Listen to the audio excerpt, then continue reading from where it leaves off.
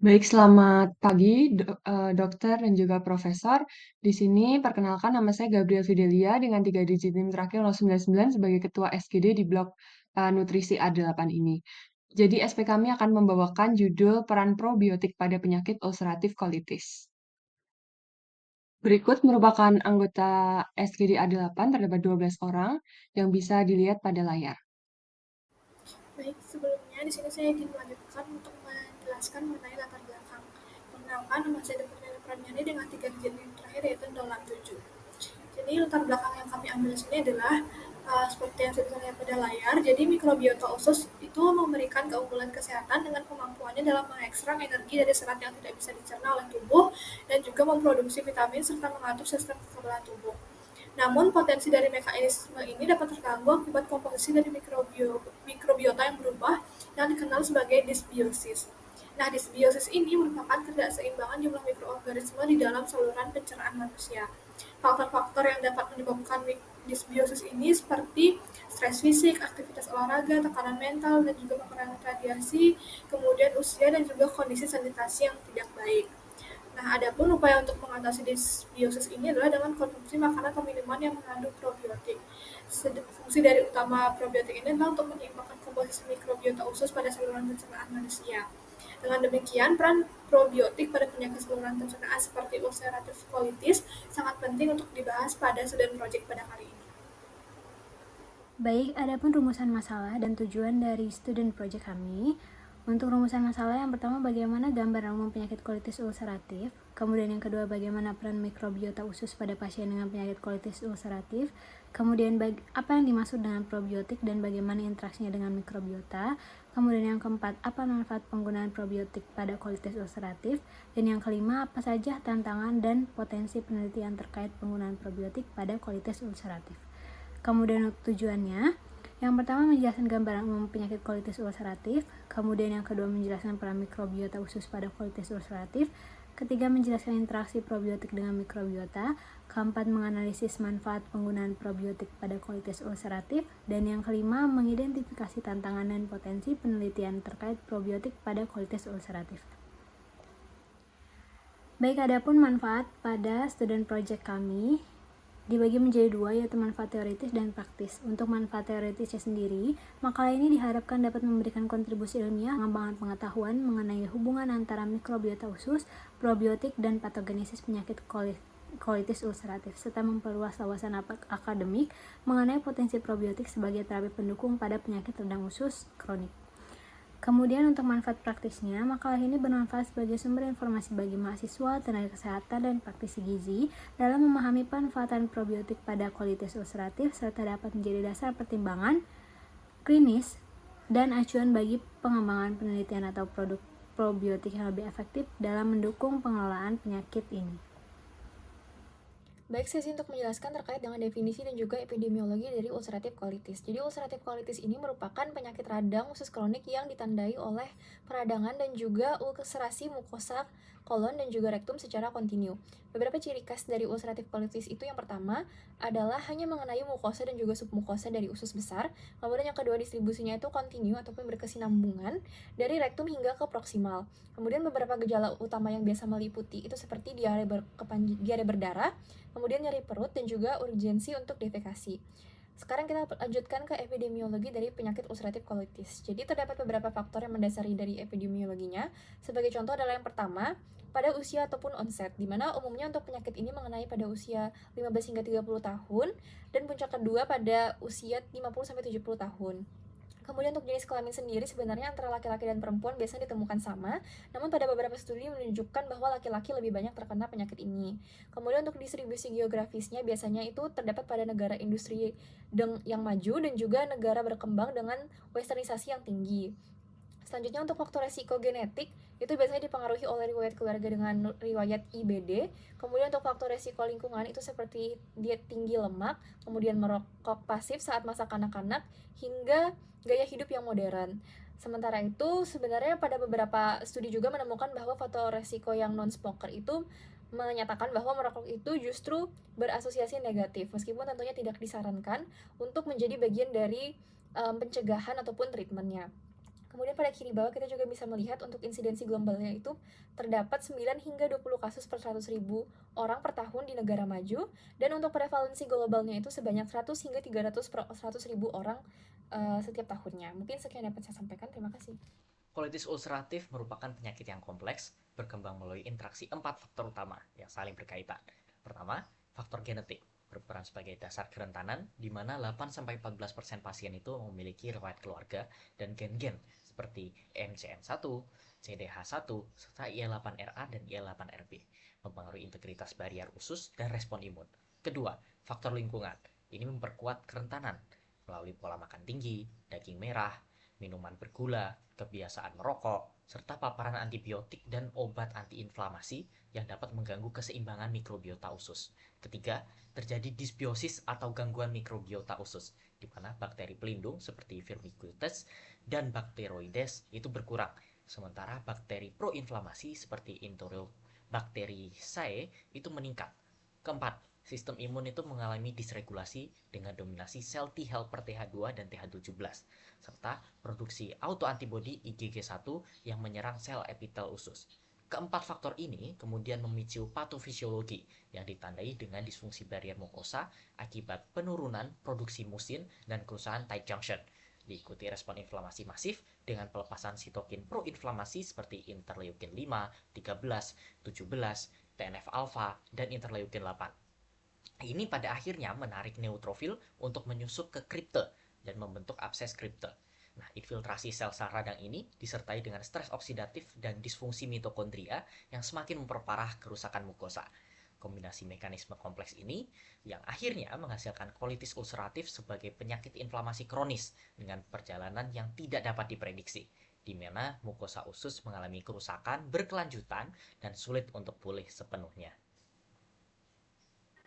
Baik, sebelumnya perkenalkan, nama saya Bianca Certori dengan 3 digit terakhirnya saya 093. Mikrobiota usus merupakan komunitas mikroorganisme kompleks yang mendiami saluran cerna yang terdiri dari bakteri, archaea, serta eukariota.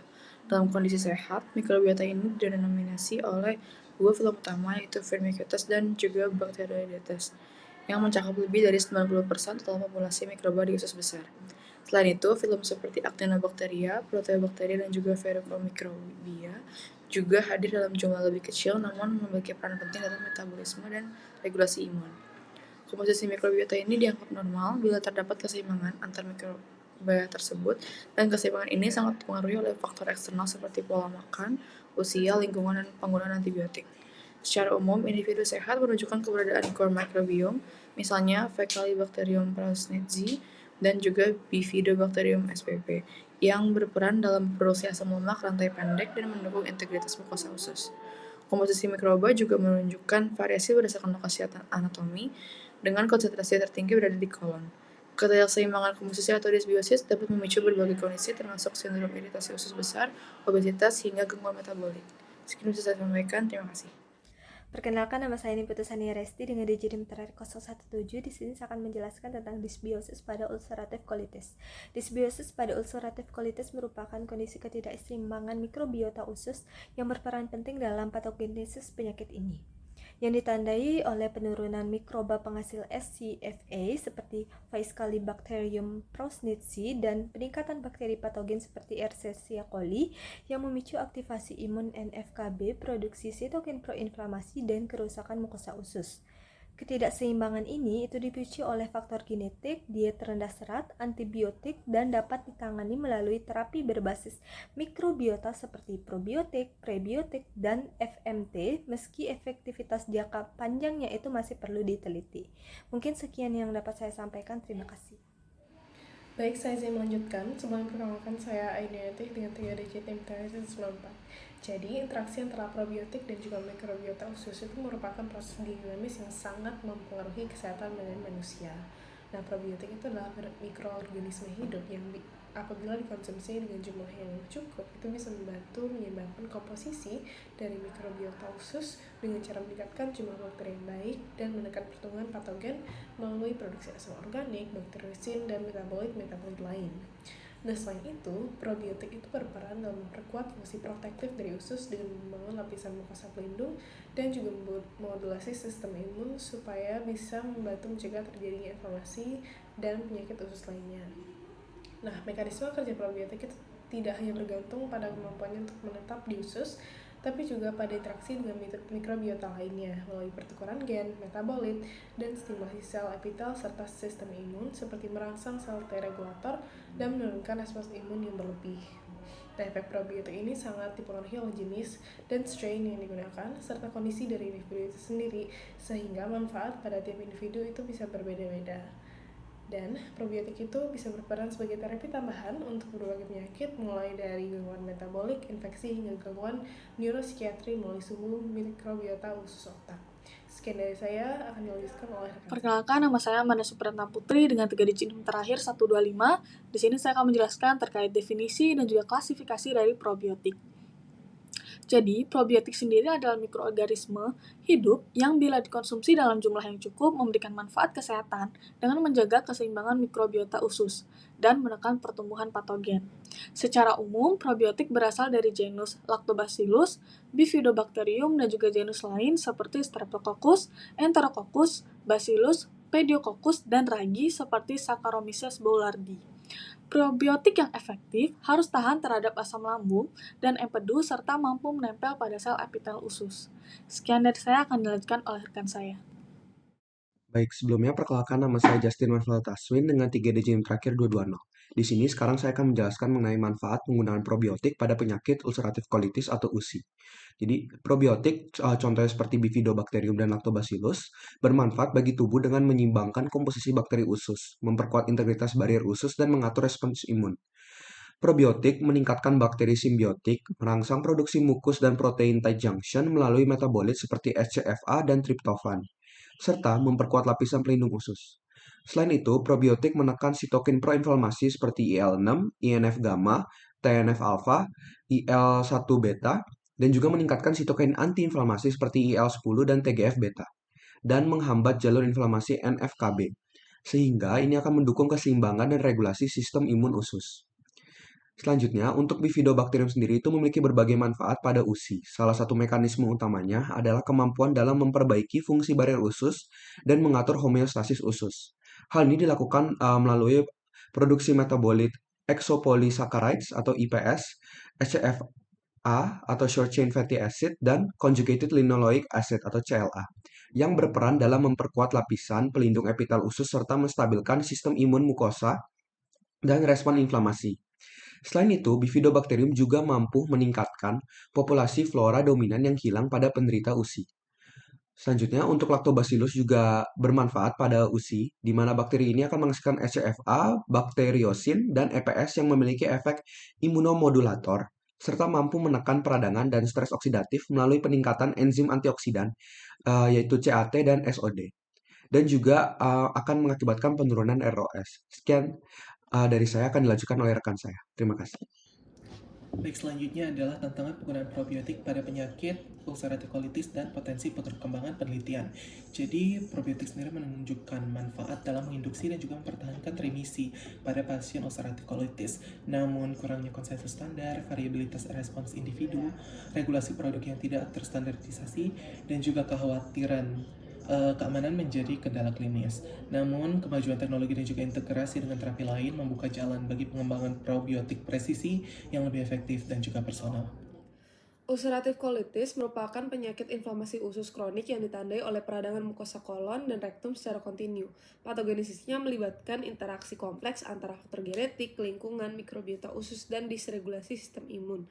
Disbiosis usus memegang peran kunci dalam memperburuk kondisi ulcerative colitis dengan mengurangi populasi mikroba pelindung dan meningkatkan bakteri proinflamasi. Probiotik, khususnya dari genus Lactobacillus dan Bifidobacterium, menunjukkan potensi dalam mengembalikan keseimbangan mikrobiota, memperkuat barrier usus, serta menurunkan respon inflamasi. Walaupun manfaatnya menjanjikan, masih terdapat tantangan signifikan dalam implementasi klinis, seperti variasi respon individu dan kurangnya standar terapi. Oleh karena itu, beberapa hal yang kami sarankan, pertama, melakukan penelitian lebih lanjut dengan desain uji klinis acak berskala besar untuk mengevaluasi efektivitas dan keamanan strain probiotik tertentu pada ulcerative colitis.